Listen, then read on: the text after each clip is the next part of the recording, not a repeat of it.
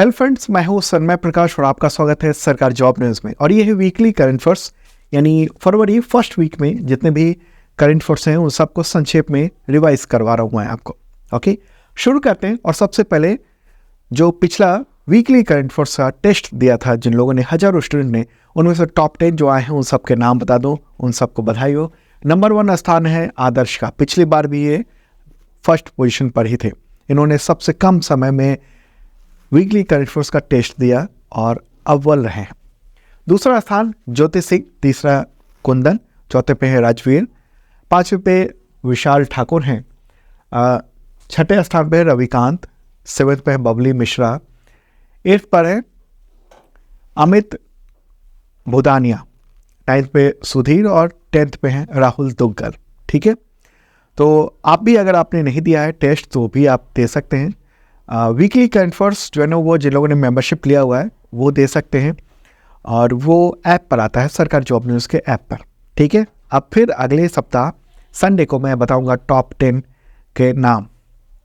तो अब question answer पे चलते हैं। और सबसे पहले राजनीति केंद्र राज्यों के फैसले से रिलेटेड क्वेश्चन होगा, झारखंड के नए मुख्यमंत्री कौन बन गए हैं? नाम होगा इनका चंपई सोरेन। ठीक है, 67 ईयर के हैं और झारखंड मुक्ति मोर्चा के शुरुआती लीडर में से वो एक हैं। इससे पहले मुख्यमंत्री कौन थे? हेमंत सोरेन। उनको ईडी ने गिरफ्तार कर लिया, इन्फोर्समेंट डायरेक्टरेट ने, और उसके बाद इनको चीफ मिनिस्टर बनाया गया है। झारखंड की त्रासदी है कि वहाँ 23 साल में 11 सीएम बदल चुके हैं ये। अगला क्वेश्चन लेते हैं, किस राजनेता ने 9वीं बार मुख्यमंत्री पद की शपथ लेने का नया रिकॉर्ड बनाया है? आंसर का नितीश कुमार, बिहार के मुख्यमंत्री। तो 28 जनवरी को फिर से उन्होंने रिकॉर्ड 9वीं बार शपथ ली है। और कभी महागठबंधन, कभी एनडीए, फिर कभी एनडीए, कभी महागठबंधन, ऐसे घूमते रहते हैं। इस बार वो एनडीए के पास पहुंचे हैं। अगला क्वेश्चन लेते हैं, दल बदल कानून पर पुनर्विचार करने के लिए लोकसभा अध्यक्ष ने किसकी अध्यक्षता में समिति बनाई है? आंसर होगा राहुल नार्वेकर। कौन है वो? महाराष्ट्र विधानसभा के अध्यक्ष हैं। ठीक है, तो एक समिति बनाने का ऐलान किया है लोकसभा अध्यक्ष, क्या नाम है उनका? ओम बिरला, उन्होंने। अब स्वास्थ्य बीमारी से रिलेटेड क्वेश्चन, विश्व स्वास्थ्य संगठन यानी WHO ने जनवरी 2024 में किस अफ्रीकी देश को मलेरिया मुक्त घोषित किया है? आंसर होगा केप वर्डे। केप वर्डे जो है अफ्रीका में, लेकिन ये द्वीपीय देश है और ये अफ्रीका के पश्चिमी हिस्से में, उत्तर पश्चिमी हिस्से में ये है, समुद्र में। ठीक, तो WHO ने जनवरी में ये मलेरिया मुक्त घोषित कर दिया है। और इस तरीके से ये अफ्रीका का ऐसा तीसरा और दुनिया का 43rd ऐसा देश है जिसको मलेरिया मुक्त घोषित किया गया है। ओके, चलिए आगे बढ़ते हैं। अगला अब टॉपिक है नियुक्ति से रिलेटेड अपॉइंटमेंट। क्वेश्चन होगा, केंद्र सरकार ने भारतीय दूरसंचार नियामक प्राधिकरण यानी ट्राई का चेयरमैन किसे नियुक्त किया है? नया चेयरमैन। आंसर होगा अनिल कुमार लोहाटी। कौन है वो? रेलवे बोर्ड के पूर्व अध्यक्ष और पूर्व CEO। ठीक है, ट्राई उसकी स्थापना कब हुई थी? 1997 में हुई थी। काम क्या है? तो टेलीकम्युनिकेशन के क्षेत्र में वहाँ किसी का एकाधिकार ना हो और आम लोगों के सहूलियत के अनुसार वहाँ वो पूरी इंडस्ट्री रहे, ये है देखना। अब आर्थिक से रिलेटेड क्वेश्चन लेंगे। RBI ने किस फिनटेक कंपनी पर नए ग्राहक को जोड़ने और अकाउंट में राशि जमा करने पर रोक लगा दी है? आंसर होगा पेटीएम पेमेंट्स बैंक। क्या कहेंगे? Paytm payments bank. ठीक है, ये पेटीएम की ही एक सहायक कंपनी है। देखिए, पेटीएम जो ऐप है ना, उस पर बैन नहीं लगा है। पेटीएम की एक सहायक कंपनी है पेटीएम पेमेंट्स बैंक, जिसमें बहुत सारे लोगों का अकाउंट खुला हुआ है। और इसमें RBI ने इसका ऑडिट कराया था और इसमें पता चला था कि एक पैन कार्ड पे हजारों एक बैंक अकाउंट खुले हुए थे। ठीक है, जैसे नॉर्मल बैंक होता है ना, वैसे ही पेटीएम के भी पेमेंट्स बैंक थे। तो अब क्या है कि 28 फरवरी के बाद से इस पर कोई काम नहीं कर पाएंगे। हालांकि जिनकी रकम इसमें जमा है वो इसका इस्तेमाल कर पाएंगे। ठीक है, तो पेटीएम पेमेंट्स बैंक के जो वॉलेट हैं, खाते हैं, वो सब बंद हो जाएंगे।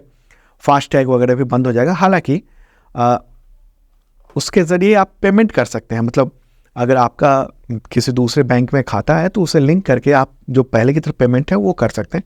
ये पेमेंट बैंक जो है ना वो बंद हो जाएगा। अब केंद्रीय बजट से रिलेटेड क्वेश्चन लेते हैं, महत्वपूर्ण क्वेश्चन होगा, अंतरिम बजट 2024-25 में केंद्र सरकार ने कितने रुपए के खर्च का लक्ष्य रखा है? आंसर का इसका 47.66 लाख करोड़ रुपए। ठीक है, तो ये तो देख लीजिए आप, ये है इनकम का जो टारगेट है वो, और खर्च का भी उतना ही टारगेट। ओके, तो इसमें रेवेन्यू रिसिप्ट जो है ना इनकम में वो 30 लाख करोड़ रुपए है, और कैपिटल रिसिप्ट है 17.64 लाख करोड़ रुपए। इस पर बजट पे मैंने काफ़ी डिटेल में वीडियो बनाया हुआ है, तो सरकारी जॉब न्यूज़ को जो ऐप है उस पर जाइए, वहाँ आपको मिल जाएगा वो वीडियो, और सरकारी जॉब न्यूज़ का जो ऐप है उस पर भी ये वीडियो अवेलेबल है। ठीक है, और खर्च का क्या है, वही 47.66 लाख करोड़ रुपए है। उसमें रेवेन्यू एक्सपेंडिचर है 36.54 लाख करोड़, और कैपिटल एक्सपेंडिचर है 11.11 लाख करोड़ रुपए। तो ये जो रेवेन्यू एक्सपेंडिचर है ना, उसी में ये 11.9 लाख करोड़ रुपए तो केवल और केवल ब्याज चुका रहे हैं हम। भारत पर बहुत ज़्यादा कर्जा है, और कर्जे का केवल ब्याज ही ब्याज हम बजट का 20% हिस्सा चुका रहे हैं। ठीक है, और इस साल जो बजट है ना, जो इनकम का जो कई सारे स्रोत है उनमें से 28% केवल हम कर्ज ले रहे हैं।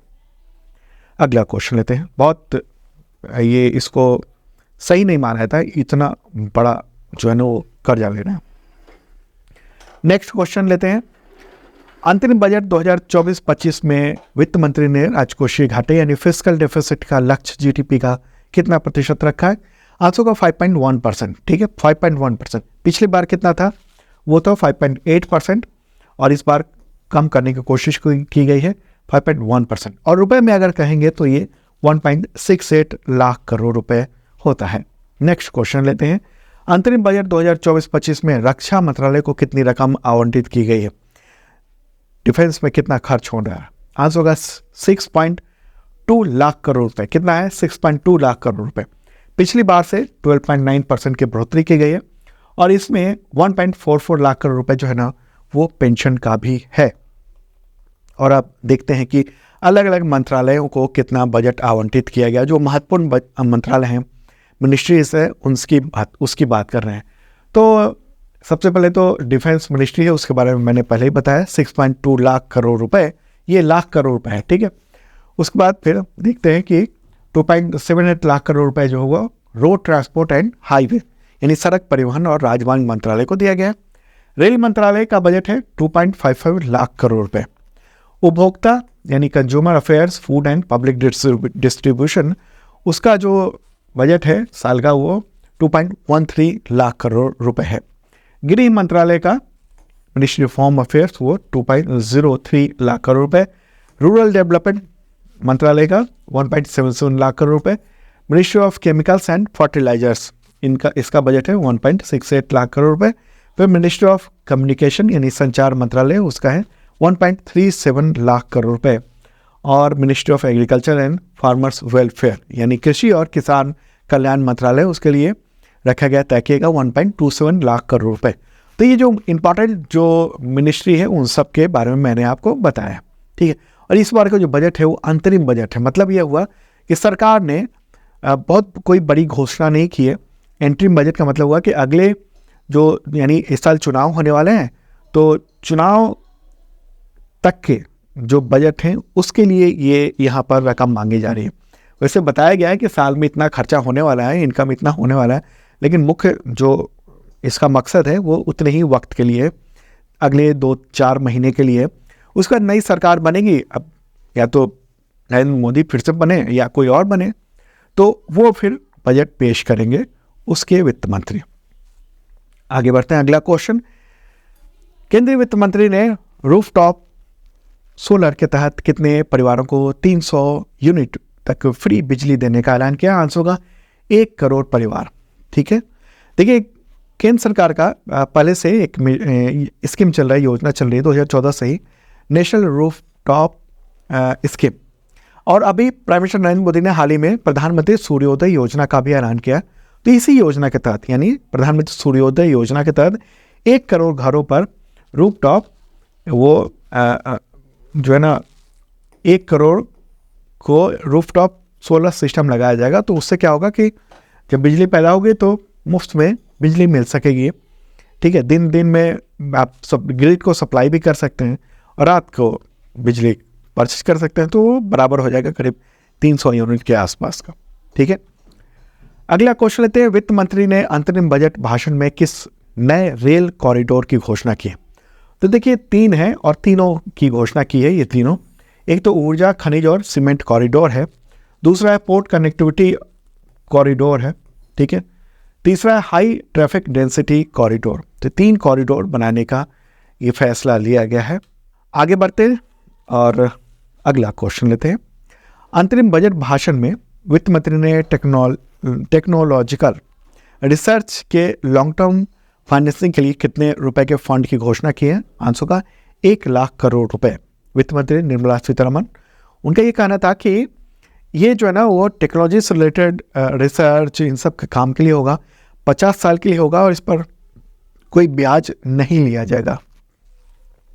अगला क्वेश्चन, अंतरिम बजट भाषण में वित्त मंत्री ने किस वर्ष तक कोयले को गैस में बदलकर फ्यूल बनाने के लिए योजना का ऐलान किया है?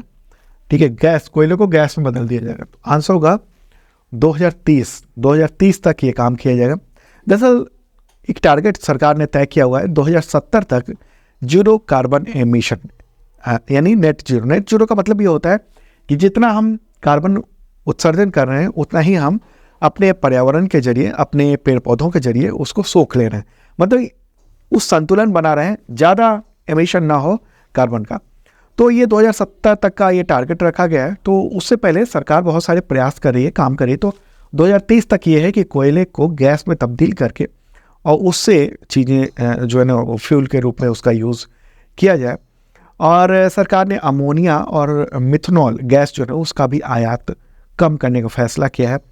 इलेक्ट्रिक व्हीकल की तादाद बढ़ाई जाए, इसके लिए भी कोशिश करने की बात कही है। अगला क्वेश्चन, अंतरिम बजट 2024-25 में किस पड़ोसी देश के लिए सबसे ज़्यादा सहायता अनुदान का प्रावधान है? आंसर होगा भूटान। सबसे ज़्यादा भूटान को यानी 2068 करोड़ रुपए यानी 2068 करोड़ रुपए देने का प्रावधान किया गया। और हालांकि इसमें 989 करोड़ रुपए जो है वो लोन के रूप में भी होगा। तो सरकार 2 दर्जन से ज़्यादा देशों को ये सहायता देती है और इस बार भी देने का ऐलान किया है। उसमें सबसे ज़्यादा है भूटान, ठीक है, अफगानिस्तान भी है। अफगानिस्तान को 200 करोड़ रुपए, बांग्लादेश को 120 करोड़ रुपए, भूटान को तो मैंने बताया ही, नेपाल को 700 करोड़ रुपए, श्रीलंका को 75 करोड़ रुपए, मालदीव को 600, मंगोलिया के 5 करोड़, अफ्रीकी कई सारे देशों को मिलाकर 200 करोड़, यूरेशियन देशों को मिलाकर 20 करोड़, लैटिन अमेरिकन देशों को 30 करोड़ रुपए, मॉरिशस को 370 करोड़ रुपए, सेशल्स को 10 करोड़, म्यांमार को 250 करोड़ रुपए और अन्य विकासशील देशों को 125 करोड़ रुपए ये अनुदान देने का फैसला किया हुआ है सरकार ने। अब डिफेंस से रिलेटेड क्वेश्चन लेते हैं। भारतीय सेना में पहली महिला सूबेदार कौन बनी है? आंसर होगा प्रीति रजक, ठीक है, तो उनका प्रमोशन हुआ है, पहली महिला सूबेदार है। प्रीति रजक जो है वो खिलाड़ी हैं और चैंपियन ट्रैप शूटर हैं, ठीक है। एशियन गेम्स जो हुआ था उसमें भी उन्होंने मेडल प्राप्त किया था। इवेंट से रिलेटेड क्वेश्चन, और क्वेश्चन होगा गणतंत्र दिवस जो परेड है 2024 का, उसमें जो झांकियाँ निकली थी राज्य और मंत्रालयों की, केंद्र शासित प्रदेशों की, तो पहला स्थान किसे मिला है? आंसर होगा संस्कृति मंत्रालय। क्या है? संस्कृति मंत्रालय। तो इसकी थीम थी भारत लोकतंत्र की जननी, ठीक है, और ये झांकी निकाले गए थे तो उसे पहला स्थान मिला है। वैसे अगर सवाल हो कि 75th गणतंत्र दिवस की थीम क्या थी, तो भारत लोकतंत्र की मातृका, ठीक है, मातृका मतलब जननी। अब स्पोर्ट्स से रिलेटेड लेंगे क्वेश्चन कई सारे। उससे पहले आपको बताऊं कि अगर आप करंट अफेयर्स की तैयारी करते हैं एग्जामिनेशंस के लिए, तो एक मेंबरशिप प्लान है आप सबके लिए, बहुत ही काम आएगा। चाहे IAS PCS का एग्जामिनेशन दे रहा हूँ, चाहे SSC पुलिस टीचर इन सब के लेवल का एग्जामिनेशन दे रहा हूँ, तो 2 तरह के मेंबरशिप प्लान है 1 ईयर के, और इसके ज़रिए तमाम एग्जामिनेशन में आपको गेम चेंजर ये का काम करेगा। इसके ज़रिए आपको क्या मिलता है? करंट अफेयर्स के अगले 1 साल तक यानी 365 दिनों तक PDF मिल जाते हैं, वीडियो मिल जाते हैं, और क्या मिलते हैं? मॉक टेस्ट भी मिलते हैं, साथ में टेस्ट सीरीज संबंधित एग्जामिनेशन के पूरा मिल जाता है। ओके, PDF जो है ना वो डेली होता है, वीकली, मंथली, क्वार्टरली, ईयरली, और आपको पिछले भी आपको 2 साल के करंट अफेयर्स के PDF मिल जाएंगे आपको। और PDF में ना मतलब वीडियो का लिंक भी होता है, मतलब 1 लाइनर भी होता है, MCQ भी होता है, MCQ नोट्स भी होता है। तो उस वीडियो का लिंक भी होता है, अगर किसी चीज़ को आप विजुअली समझना चाहते हैं क्लिक करेंगे और वीडियो ओपन हो जाएगा वहीं से उसी क्वेश्चन का, ठीक है। तो आपके काम आएगा। इस वीडियो के डिस्क्रिप्शन में लिंक दिया हुआ है, कुछ छूट भी चल रही है तो आप छूट का लाभ उठा सकते हैं। और हाँ, ऐप जो है वो नया वाला आया है, रिवाइज हुआ ऐप, तो नए वाले ऐप का लिंक इस वीडियो के डिस्क्रिप्शन में है। ओके, अब स्पोर्ट्स से रिलेटेड क्वेश्चन लेंगे, कई सारे क्वेश्चन हैं। एशियाई मैराथन चैंपियनशिप 2024 जो है उसमें किस भारतीय खिलाड़ी ने गोल्ड मेडल जीता है? आंसर का इसका मान सिंह, हांगकांग में आयोजित हुआ था और मान सिंह ने यह खिताब जीता। अगला क्वेश्चन, ग्रैंड स्लैम जीतने वाले सबसे उम्रदराज भारतीय खिलाड़ी कौन बन गए हैं? आंसर होगा रोहन बोपन्ना, ठीक है, 43 ईयर के हैं। उन्होंने अभी हाल ही में ऑस्ट्रेलियन ओपन का पुरुष डबल्स, मेंस डबल्स खिताब जीता है और उनके साथ ऑस्ट्रेलिया के एक खिलाड़ी थे मैथ्यू एबडीन। अगला क्वेश्चन, इंटरनेशनल क्रिकेट काउंसिल यानी आईसीसी ने भारतीय किस पड़ोसी देश के क्रिकेट बोर्ड पर लगा हुआ प्रतिबंध हटा दिया है? आंसर होगा श्रीलंका। श्रीलंका पर बैन लगा था, श्रीलंका के बोर्ड पर 10 नवंबर को, उस वक्त वर्ल्ड कप चल रहा था और अब वो ख़त्म कर दिया गया है। बैन इसलिए लगाया था कि राजनीतिक जो है ना उस पर, उस बोर्ड पर बहुत ज़्यादा दबाव था, सरकार ने बोर्ड को भंग करने का फैसला कर लिया था, इस वजह से। श्रीलंका, वहाँ के राष्ट्रपति कौन है? रानिल विक्रमसिंघे है। प्राइम मिनिस्टर हैं दिनेश गुणवर्धने। अब अवार्ड से रिलेटेड क्वेश्चन लेते हैं, कई क्वेश्चन हैं अवार्ड के। तो क्वेश्चन होगा, केंद्र सरकार ने वर्ष 2024 में कितने लोगों को पद्म विभूषण अवार्ड दिए जाने की घोषणा की है? आंसर होगा 5, टोटल 5 लोगों को दिया जाएगा। पद्म अवार्ड जो है 3 तरह के होते हैं, पद्म विभूषण, पद्म भूषण और पद्मश्री। पद्म विभूषण दूसरा सर्वोच्च नागरिक सम्मान होता है, तीसरा होता है पद्म भूषण और चौथा सर्वोच्च नागरिक सम्मान होता है पद्मश्री, ठीक है। तो अब अगला जो सवाल आएगा वो आएगा कि किन लोगों को पद्म विभूषण सम्मान दिए जाने की घोषणा हुई है राष्ट्रपति के द्वारा?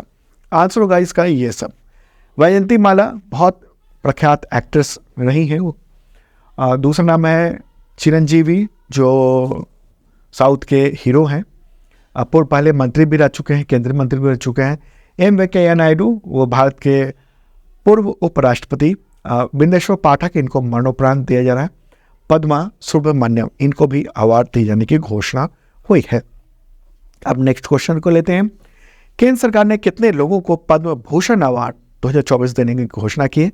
आंसर होगा 17, टोटल 17 लोग हैं और उन 17 के नाम कौन कौन से हैं? तो नाम अब एक एक करके आपको हम बताते हैं, ठीक है। एम फातिमा बीबी, सुप्रीम कोर्ट के पूर्व जज और पहली महिला जज भारतीय सुप्रीम कोर्ट की। दूसरा नाम ये होरमू सजी एन कामा। अगला है मिथुन चक्रवर्ती, एक्टर। सीताराम जिंदल, अगला नाम है। यंग लियू, ये ताइवान के हैं और फॉक्सकॉन जो कंपनी है ना उसके वो लीडर हैं। अश्विनी बालचंद मेहता, फिर सत्यव्रत मुखर्जी, अगला नाम है राम नाईक जो उत्तर प्रदेश के पहले गवर्नर रह चुके हैं, केंद्र में कई बार मंत्री रह चुके हैं।